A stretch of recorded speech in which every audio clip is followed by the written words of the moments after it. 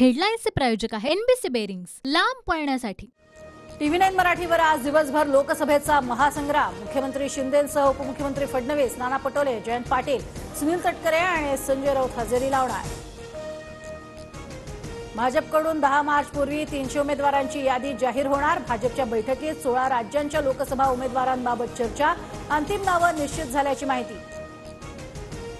वाराणसीमधून मोदी आणि गांधीनगरमधून पुन्हा अमित शहाच लोकसभा लढणार, सूत्रांची माहिती। तर नितीन गडकरी पुन्हा नागपुरातून लढण्याची शक्यता। पुणे लोकसभेसाठी भाजपच्या इच्छुकांमधील मुरलीधर मोहोळ आणि जगदीश मुळीकांच्या नावावर चर्चा।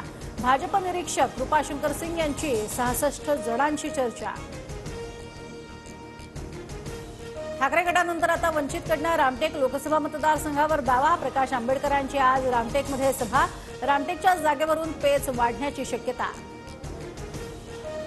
लोकसभा निरीक्षकांच्या बैठकीत नितीन गडकरी यांना नागपुरातून उमेदवारी देण्याची एकमतानं मागणी।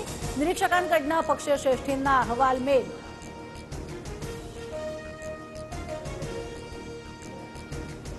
छत्रपती संभाजीनगर लोकसभेवर आरपीआय आठवले गटाचा दावा। भाजपनं संभाजीनगरची जागा आरपीआयला सोडावी, आरपीआयचे पदाधिकारी बाबूराव कदम यांची मागणी। व्यावसायिक गॅस सिलेंडरच्या दरात आजपासून वाढ। दिल्लीमध्ये सिलेंडर 25 रुपयांनी तर मुंबईत 26 रुपयांनी महाग।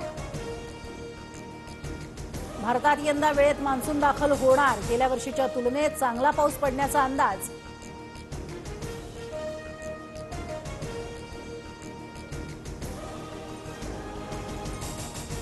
हेडलाईन्सचे प्रायोजक आहे एनबीसी बेरिंग्स, लांब पळण्यासाठी।